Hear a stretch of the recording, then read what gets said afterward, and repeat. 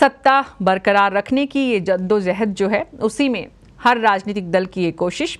और प्रधानमंत्री नरेंद्र मोदी ने कांग्रेस की न्यूनतम आय की गारंटी योजना की काट में राम मंदिर का मास्टर स्ट्रोक एक बार फिर से खेल दिया है।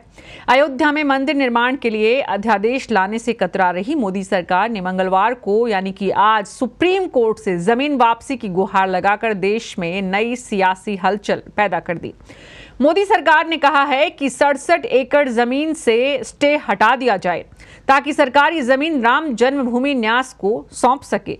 मोदी सरकार के इस कदम को बड़े राजनीतिक कदम के रूप में देखा जा रहा है कुछ लोगों के द्वारा, लेकिन क्या वाकई में ये जनता को सिर्फ भ्रम में लाने वाला कदम है या फिर इससे बहुत कुछ हासिल होगा?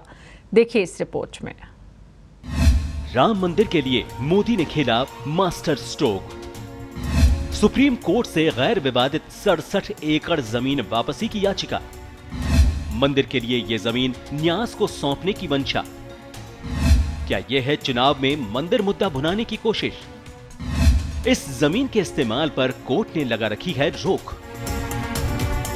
आम चुनाव की घोषणा के कुछ हफ्ते पहले मोदी सरकार मंगलवार को मंदिर मुद्दे को लेकर सुप्रीम कोर्ट पहुंच गई। सरकार की ओर से याचिका दायर कर अयोध्या की गैर विवादित 67 एकड़ जमीन से यथास्थिति हटाने का अनुरोध किया गया है। सरकार ने कोर्ट में कहा है कि वो गैर विवादित जमीन इसके मालिक राम जन्मभूमि न्यास को लौटाना चाहती है।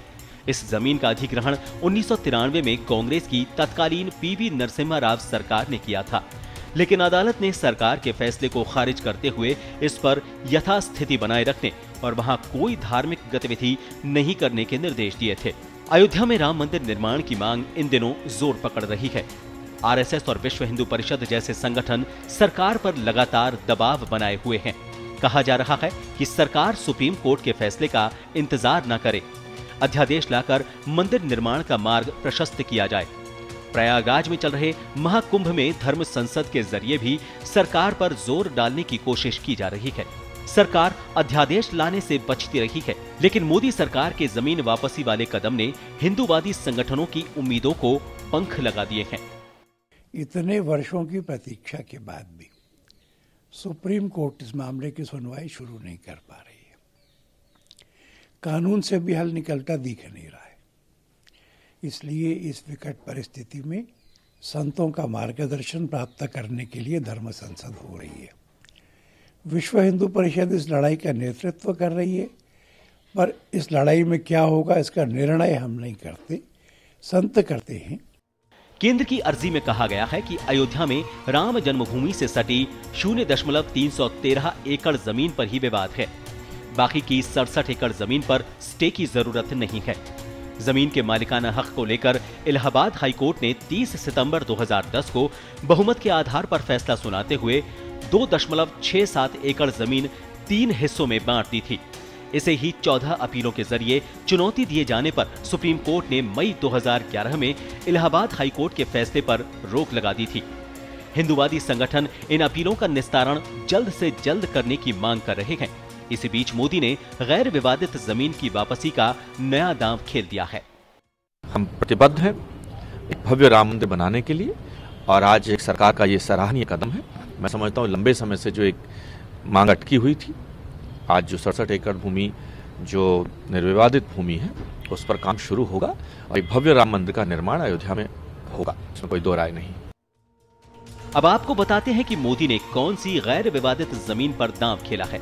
दरअसल ऐसी ही एक कोशिश 1993 में केंद्र की तत्कालीन नरसिम्हा राव सरकार ने भी की थी। राव ने संसद में अयोध्या अधिग्रहण अधिनियम 1993 पारित करवा लिया। इसके तहत केंद्र ने विवादित स्थल और आसपास की सभी जमीनें अपने कब्जे में ले ली। साथ ही जमीन विवाद को लेकर अदालतों में चल रहे सभी मुकदमे भी खत्म कर दिए। इसे सुप्रीम कोर्ट में चुनौती दी गई। सुप्रीम कोर्ट ने 1994 में इस्माइल फारूकी जजमेंट में सरकार का फैसला खारिज कर दिया। साथ ही जमीन की मिल्कियत वाले सभी मुकदमे बहाल करते हुए जमीन अधिग्रहण पर रोक लगा दी। सुप्रीम कोर्ट ने केंद्र को जमीन का कस्टोडियन बनाते हुए अदालत के फैसले के अनुरूप इसका निस्तारण करने के निर्देश दिए थे।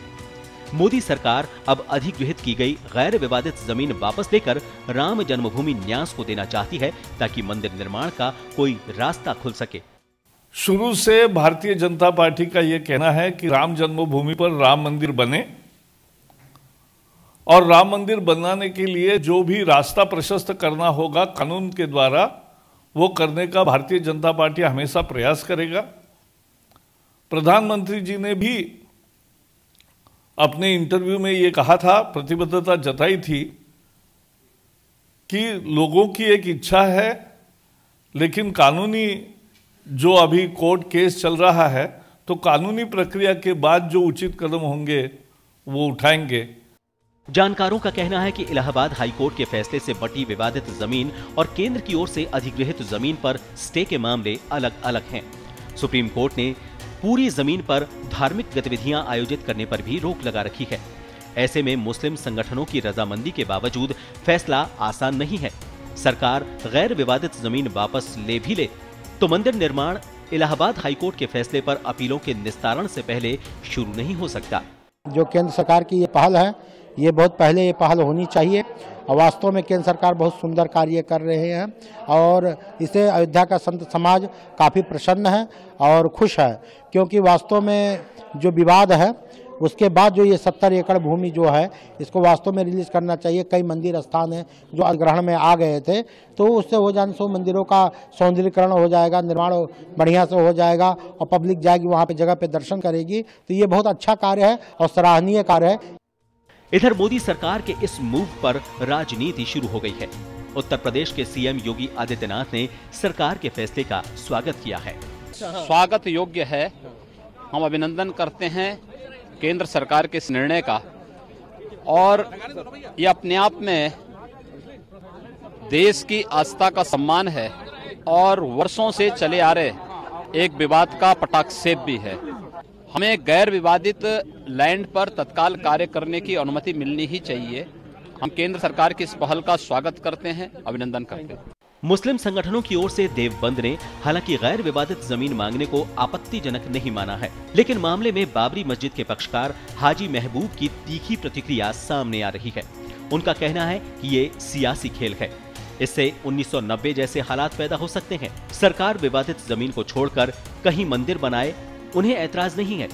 वहीं इस पर AIMIM के अध्यक्ष और सांसद असदुद्दीन ओवैसी ने बीजेपी को आड़े हाथ लेते हुए कहा कि वो अपने घटते राजनीतिक आधार के चलते देश की न्यायिक प्रक्रिया को धमकाने का काम कर रहे हैं। सेंट्रल गवर्नमेंट ने जो कोर्ट में जो एक्वायर्ड ज़मीन है उसको जो न्यास को देने की बात कही है, तो बहरहाल फाइनल फैसला तो इस पर सुप्रीम कोर्ट ही को करना है। लेकिन जहाँ तक हम लोग का व्यू पॉइंट का सवाल है, तो हम समझते हैं कि इससे जो असल मसला है वो हल होने वाला नहीं है, क्योंकि जो डिस्प्यूटेड साइट है उसी से रिलेटेड ये ज़मीन एक्वायर की गई थी। तो जब तक जो मेन टाइटल सूट का केस ऑनरेबल सुप्रीम कोर्ट के सामने है वो हल नहीं हो जाता, तब तक इसको एक्वायर करने से कोई मसला हल नहीं होगा। सरकार ने जो ज़मीन अधिग्रहित किया है वो जो है हिंदू पक्ष को देने को तैयार है। उस जमीन से हमें कोई इतराज नहीं। सरकार वो जमीन जो भी चाहे करे, हमें कोई इतराज नहीं। मोदी के मंदिर स्ट्रोक पर फैसला सुप्रीम कोर्ट को करना है। फैसला पक्ष में आए या नहीं, इससे ज्यादा मंदिर पर गरमा रही राजनीति अहम हो गई है। देखना होगा कि क्या अगले आम चुनाव में राम जी कर सकेंगे मोदी का बेड़ा पार। ब्यूरो रिपोर्ट, पत्रिका टीवी, जयपुर।